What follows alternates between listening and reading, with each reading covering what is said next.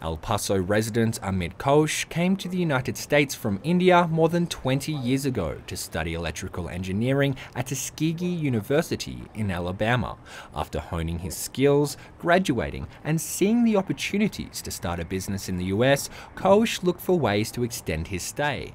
Getting hired was one of the most obvious, so he applied for a job teaching electrical engineering at a college in Georgia.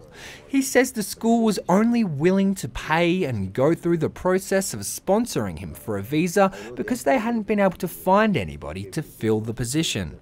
I literally walked in and they said, "Wow, you got the degree? We can't find anybody. We advertise, nobody applies. Can you come for an interview in 3 days?" It was like on a weekend, and like a Thursday or Friday, and next Tuesday I had a job interview. Like that. I just walked into the job.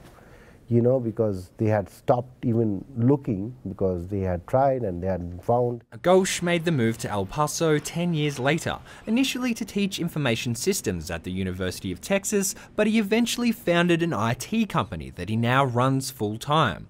Though Ghosh doesn't have any employees on high-skilled visas, he says more visas are needed to help companies address high-skill shortages and hire top talent. Any kind of visas are precisely there, for the betterment of the company here, because, if you think of my little company, which is very small, I pay taxes here, my employees pay taxes here.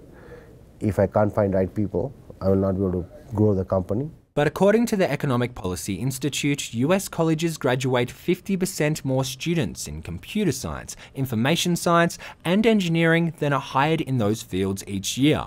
As the director of the Mathematics Success Center at New Mexico State University, Abby Train works with some of those students. And before her current job, she helped hire software development employees for a number of companies interested in foreign workers.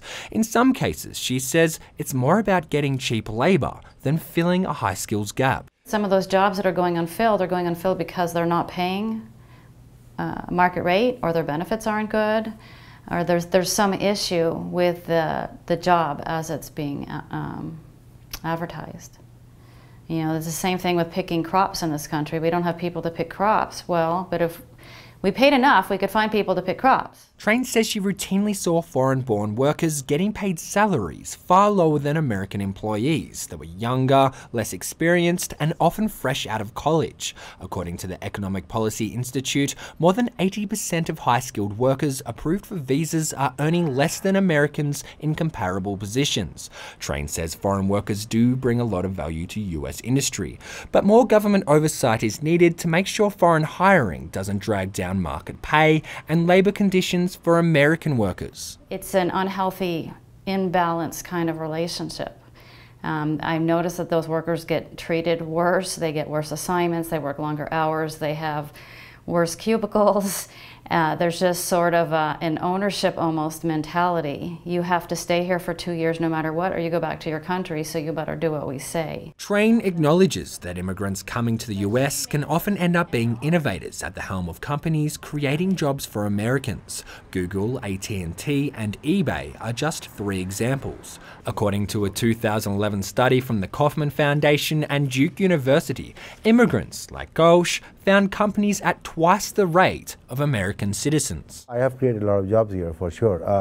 I mean, the benefit is, again, American society is a dynamic society because it encourages flow of personnel through the system. In 2014, US Citizen and Immigration Services rejected about half of high-skilled visa applications. Ghosh says the complexity of the process and the capped yearly visa allotment gives other countries a competitive edge over the United States. And so now the guy goes to Germany, and Germany sponsors the guy and he produces good work there. But guess what? Germany gained and US lost, because he didn't go back to his home country, wherever he's from. He went to a third country and they benefited. Obama's executive action will streamline the high-skill visa program, extend the duration of those visas, and make it easier for holders to become permanent residents. But it will not raise the number of visas made available each year. Obama says that would need congressional approval. For KRWG, I'm Simon Thompson.